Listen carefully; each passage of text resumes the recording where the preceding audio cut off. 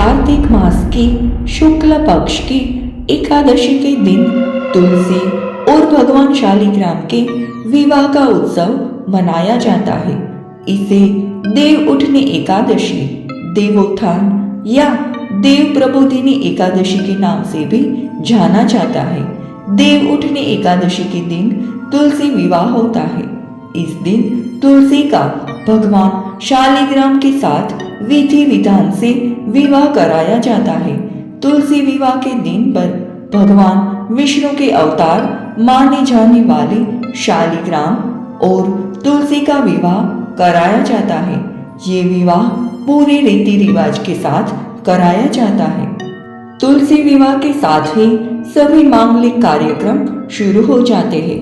मान्यता है कि जो व्यक्ति कन्या सुख से वंचित होते हैं उनको इस दिन तुलसी का विवाह जरूर करना चाहिए ताकि कन्यादान का फल प्राप्त हो सके।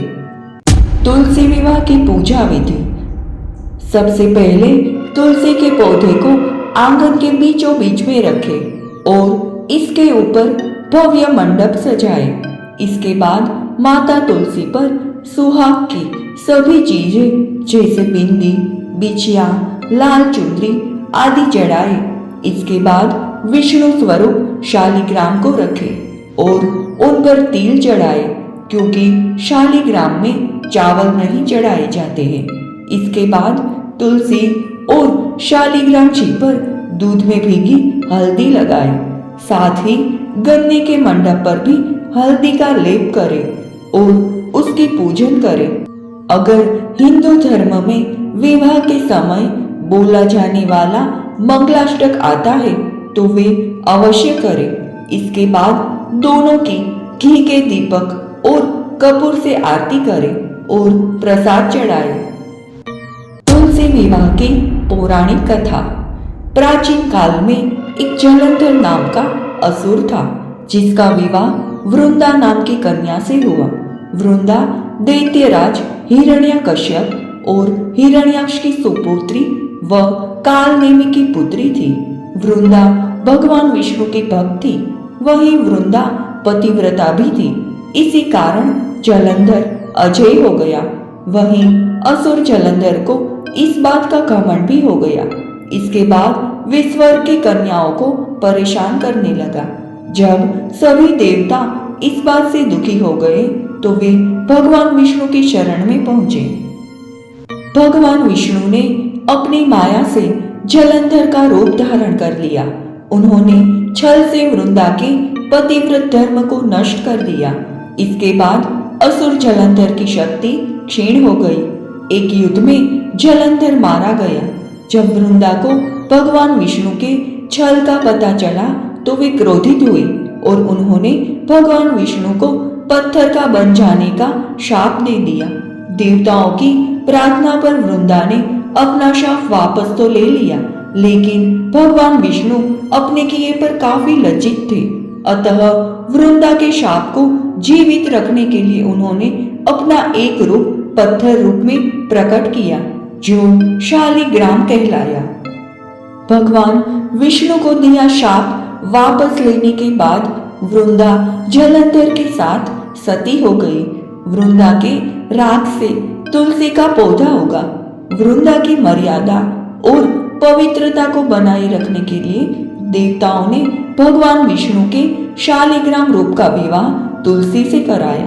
बस इसी पौराणिक घटना को याद रखने के लिए हर साल कार्तिक शुक्ल एकादशी यानी देव प्रबोधिनी एकादशी के दिन तुलसी का विवाह शालिग्राम के साथ कराया जाता है। भगवान विष्णु ने वृंदा से कहा कि तुम अगले जन्म में तुलसी के रूप में प्रकट होगी और लक्ष्मी से भी अधिक मेरी प्रिय रहोगी। तुम्हारा स्थान मेरे शीश पर होगा। मैं तुम्हारे बिना भोजन ग्रहण नहीं करूंगा। यही कारण है कि भगवान विष्णु के प्रसाद में तुलसी अवश्य रखा जाता है। बिना तुलसी के अर्पित किया गया प्रसाद भगवान विष्णु स्वीकार नहीं करते हैं। देवी तुलसी और गणेश जी से जुड़ी एक और पौराणिक कथा है जो तुलसी के विवाह प्रस्ताव से जुड़ी है। एक बार माता तुलसी अपने विवाह की मनोकामना की पूर्ति के साथ तीर्थ यात्रा कर रही थी। उसी दौरान भगवान गणेश जी गंगा के तट पर तप में लीन थे।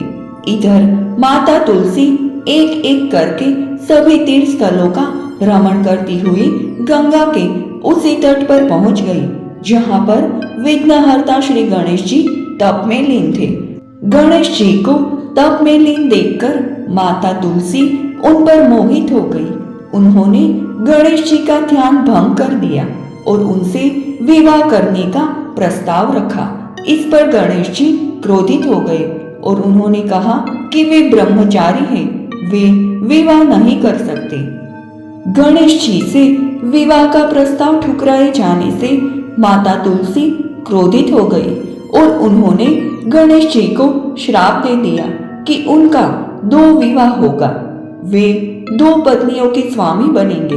बाद में रिद्धि और सिद्धि उनकी 2 पत्नियां बनी। श्राप के कारण उनका 2 विवाह हुआ। देवी तुलसी के इस श्राप से गणेश जी फिर से क्रोधित हो गए और माता तुलसी को शंखचूड़ नाम के असुर से विवाह होने का श्राप दे दिया। एक राक्षस की पत्नी बनने का श्राप पाकर माता तुलसी ने अपनी गलती के लिए क्षमा याचना की। तब गणेश जी ने उनको आशीर्वाद दिया कि वे भगवान विष्णु तथा श्री कृष्ण की प्रिय होगी। कलयुग में तुलसी लोगों के लिए जीवनदायिनी होगी। साथ ही गणपति जी ने कहा कि आज से उनकी पूजा में तुलसी वर्जित रहेगी। उनकी पूजा में तुलसी का प्रयोग नहीं होगा।